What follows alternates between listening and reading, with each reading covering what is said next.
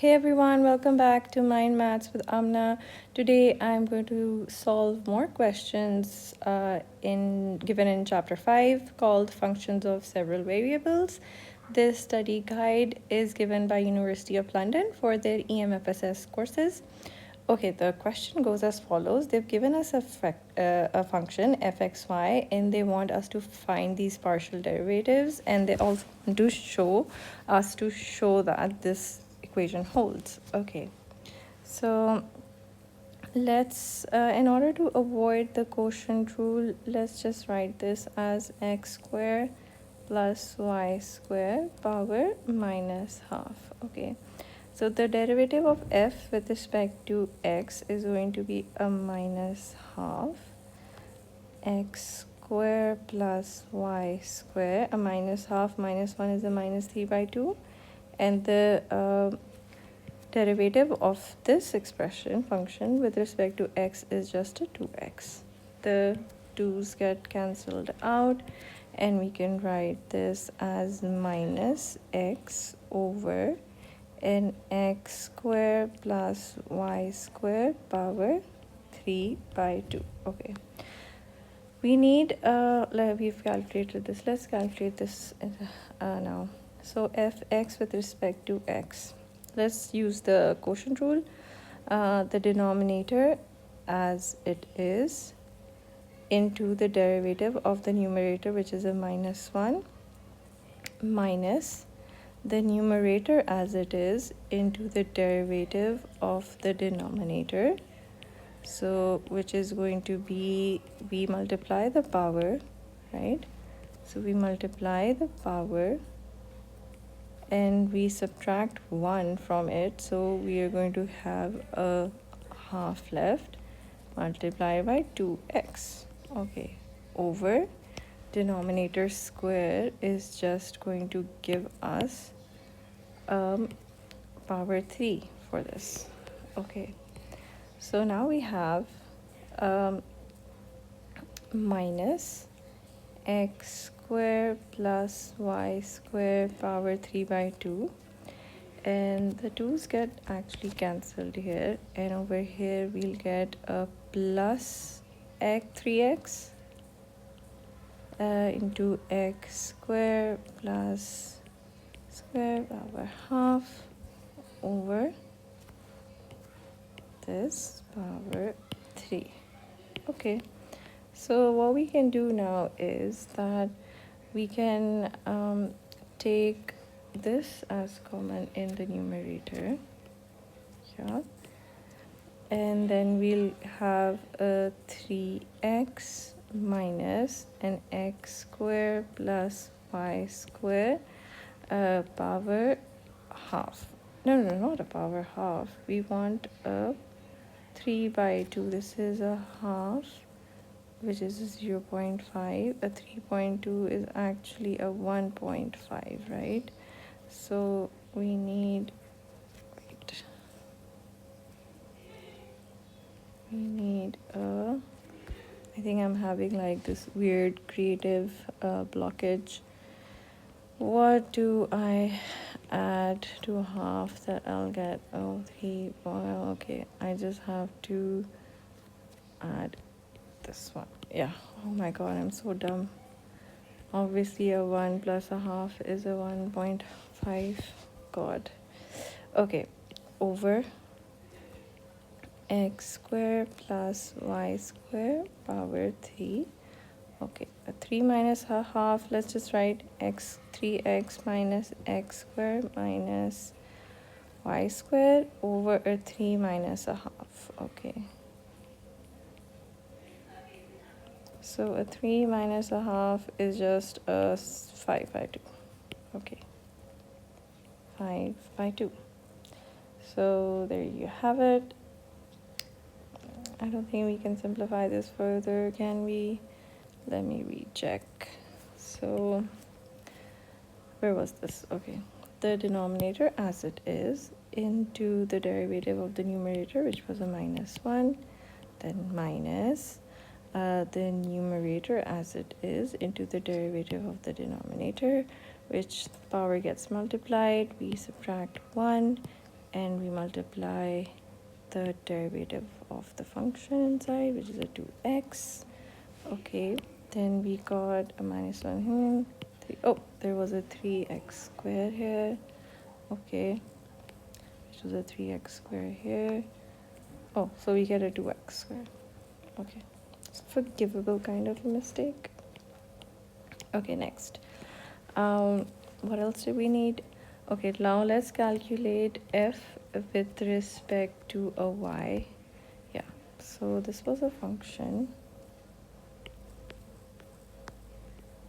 Actually, what I'm thinking is that the function is kind of like, you can say it's symmetrical. Like, if I think what we should do is, if this was the answer for fx, we should just replace, like, treat it x as a dummy variable. So I shouldn't like waste time calculating all of this again, because what I should do is, like, what I would do is that I'm just going to treat it as a dummy variable. I'll write this as a minus y over an x squared plus y squared 3/2. I think this should do it. And for instance, if fx with respect to an x was this, then we just need to switch the values. Like, so therefore fy with respect to y is just going to be a 2y squared minus x squared over an x squared plus y squared power 5/2. So I think I'm right about this, because it is x squared plus y squared, and you could similarly write it as y squared plus x squared. So sort of like how a dummy variable behaves. Yeah. So okay, moving on. What else do we need? We've calculated this. Okay, we want the fx with respect to y. Okay, we want to look at this, and we want fx with respect to a y. Okay, first let's write fx as minus x squared plus y squared power 3/2.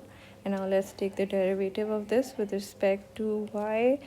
Treating x as constant, we're going to have a 3/2 into x squared plus y squared power half into a 2x. Okay, therefore the 2 and 2 gets cancelled out, and we'll have a minus 3x squared into x squared plus y squared half. So hopefully that's going to be the oh no, actually I forgot, this is going to be a minus 3.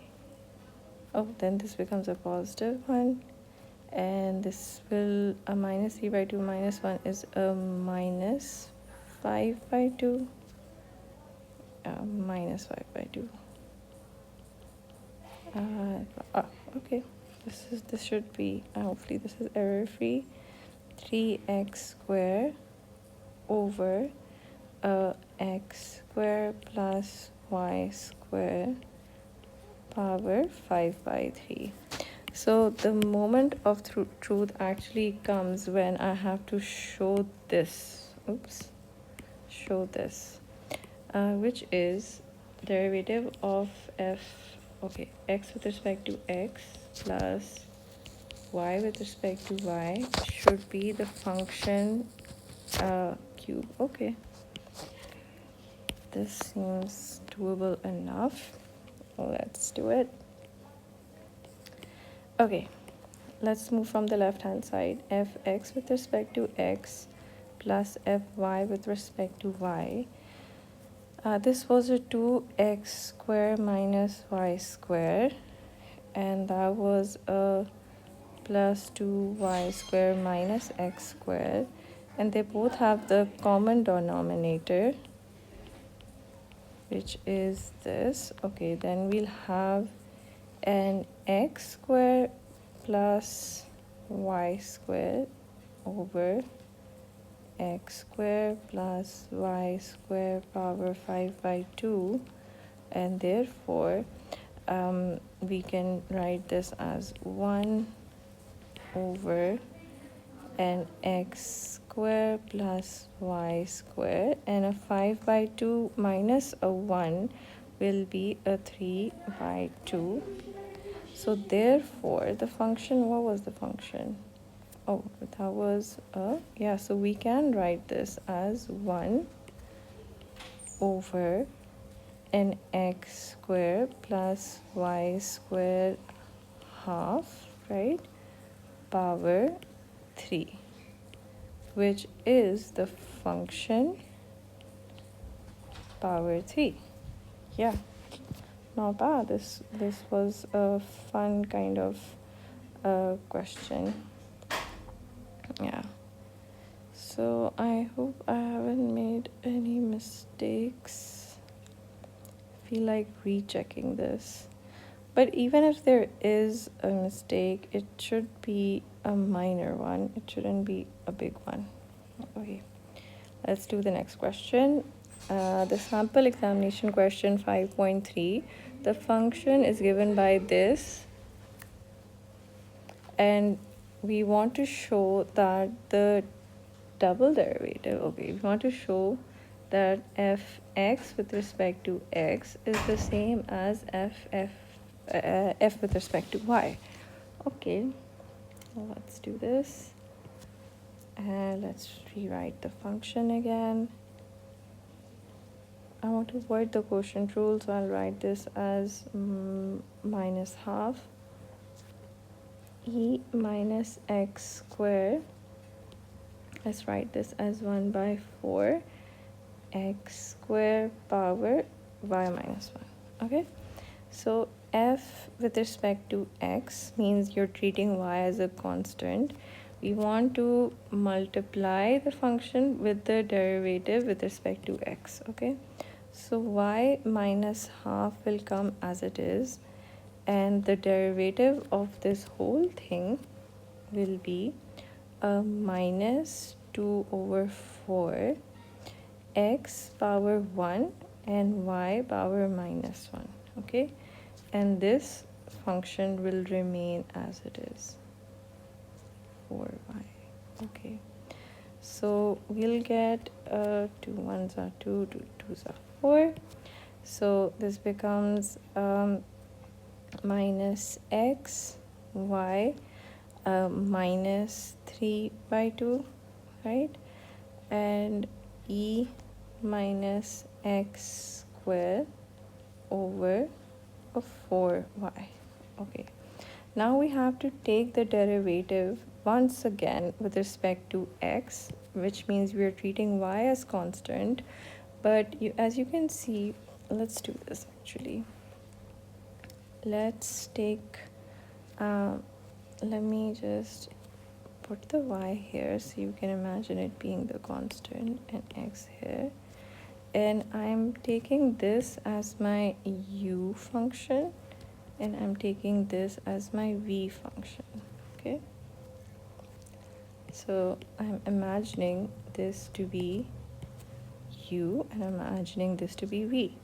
So when I take the derivative of fx with respect to x again, I'm going to write u as it is. I'm going to multiply it with the derivative of v with respect to x, remember. So that's just going to be a minus 2x, and remember 4y is just a constant. E minus x squared over a 4y, so this is the derivative of v, and then v as it is, x squared over 4y into the derivative of u with respect to x, which is just the constant that's being multiplied with x. Okay, at this point we should just start simplifying, and we'll get 2 2s are 4. Okay, we'll get a positive, the minus and minus gets cancelled out, okay? And we'll get an x square, and we'll have a y, 1 plus a 3 over 2, which is just going to be a 5 by 2, and e minus x power 2 over 4y. Sorry, I forgot a 2 here. Then we have a minus sign, a y. Oh, let's just put it in the denominator. We have a 1 over y 3 by 2 e minus x square 4y. This looks just about right. Let me recheck. Okay. Oh no, I forgot the 2 here. Oh, that's my bad. Where should I put the half? Okay, because I made a silly mistake. Let's just put it here. Okay. That's kind of almost, it's being multiplied throughout, so it's easy to just put it like this. Okay. So I don't want to write everything all over again. Okay. So I'm just going to take a full bracket. Okay, so therefore this will become a 4 and this will become a 2. Yeah. I wonder if I've made more mistakes. Hopefully not. Okay. So this is fx. Okay, now we need f with respect to y. Let's just rewrite this so I have it closer to me. Okay, derivative with respect to y is going to be, I'm going to take this as the u function, take this as a v function. Okay, u as it is into the derivative of v with respect to y, which is okay, minus into minus is a plus.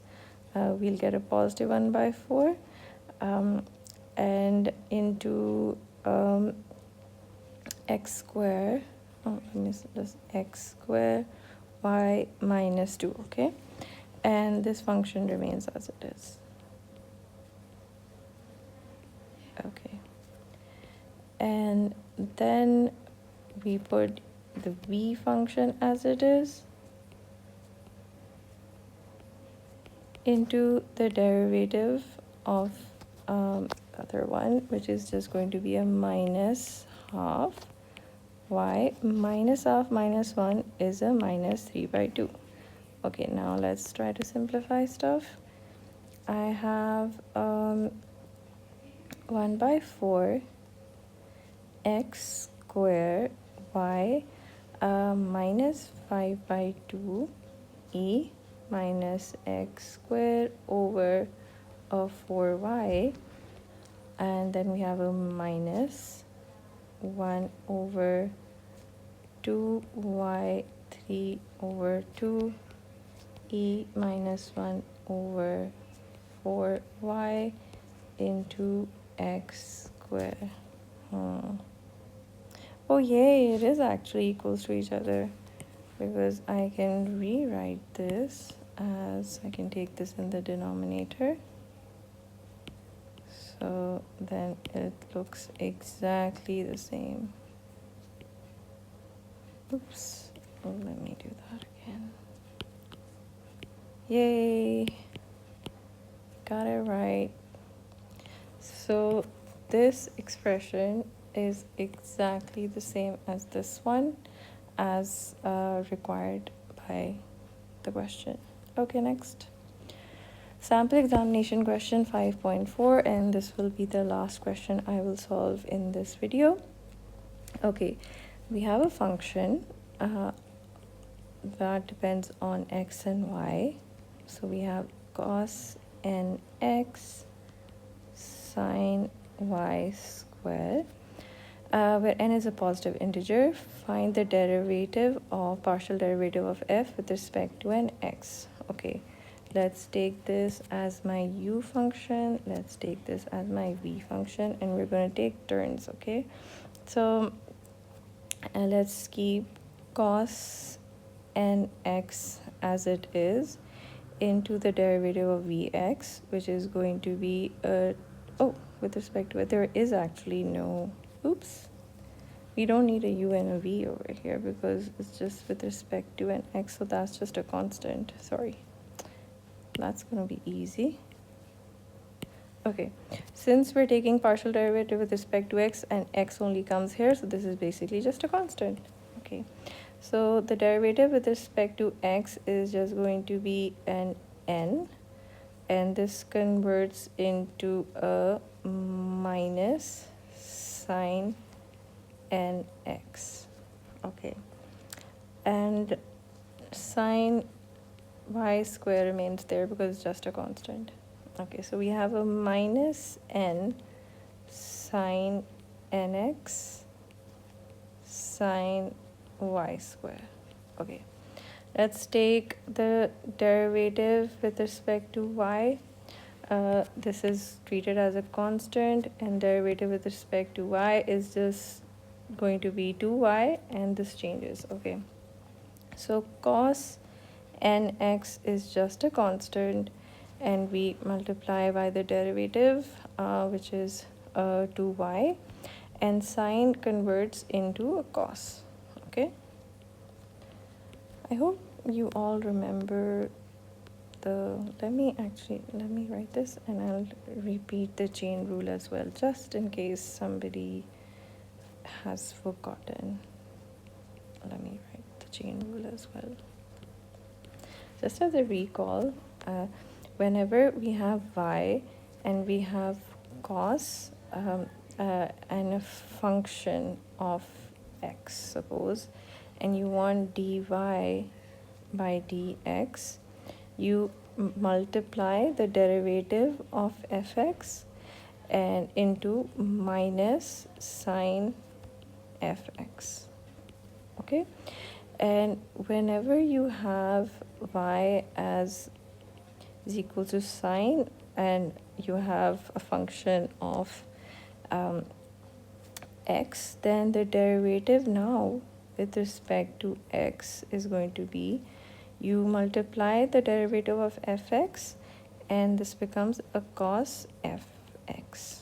Okay, so we actually did this in chapter, I think it was chapter 2 or 3.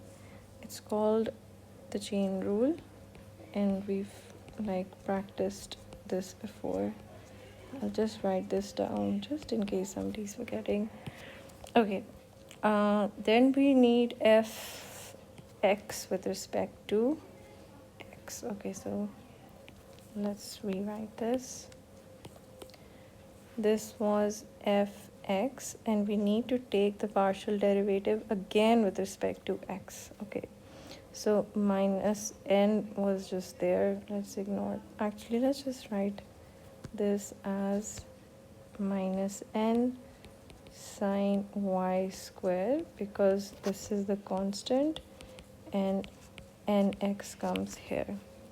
Okay, the derivative of nx with respect to x is an n. So when we multiply it, this becomes an n squared. Sine y squared is just a constant, and we get a cos nx here. Okay, so that is the derivative of fx with respect to x. Okay, fy was over here. Oh no, we're gonna have to use the product rule here. That's tiring. Okay, let's do it. Let's write the constant outside. So this is the constant, we're just keeping it outside, and we have y cos y square. So this is my function u, and this is my function v. Okay, so the derivative of fy with respect to y, remember 2 cos nx just goes outside, it's a constant. Okay, u as it is into the derivative of v, which is going to be 2y, and this becomes a minus sine of, let's just put a minus here, minus sine y squared plus cos y squared as it is into derivative of y with respect to y is just a 1. Okay, so therefore our answer becomes, let's just put this as it is here, and we'll get a cos y squared minus 2y squared sine y squared. Yeah. If you want to open it up, you can just write this as a 2 cos nx cos square y. Oh no, it's cos y squared. Yeah, it's cos y squared minus 4y squared cos nx and sine y squared. That's it. What else? Find the value of n if f satisfies this. Okay, oh my god. Y cube f x with respect to x, y minus y, f y with respect to y plus f with respect to y should be equal to a 0. Oh, I'm already exhausted. It's just old age, I tell ya. Okay, let's not give up. Okay, f x with respect to x is this. Okay, and why put a bracket here? Let's not put a bracket here. Let's just put the negative sign out and multiply it by the cube. Okay, and then we have a minus y into fy with respect to y. So that just becomes, let's just put here. Okay, so it'll become a 2y, and this square will just become a cube. Okay, plus f with respect to y was this. This. Okay, let's hope something cancels out, is equals to a 0. So cos nx is everywhere. So this goes, if we take it out as common, this goes, this goes, this goes, this goes. Okay. Then we have a 2, oh, actually, this whole thing cancels out with this whole thing. Okay. Oh, okay. Then we have, that's easy. Let me tidy this up. Wait. Be patient with me. Okay, where was I? This was a y, sorry. So this cancels out with this. So we are left with this and this. And this is basically just equals to a 0. However, we can take sine y squared and cos nx as common. Let's take the minus sign as well. And we'll have a y cube n squared. Let's take the y cube as common as well. Y cube. So we'll get an n square minus a 4 is equals to a 0. Therefore, this is not equals to a 0.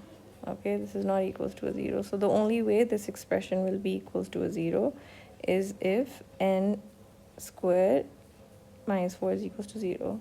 So when n square is equals to a 4, so n is equals to a plus minus 2. Since n was a positive number, the only possible answer is a 2. Yeah, these were kind of fun questions. So I hope this lesson was helpful. Have a nice day, and I will see you in the next one. Take care.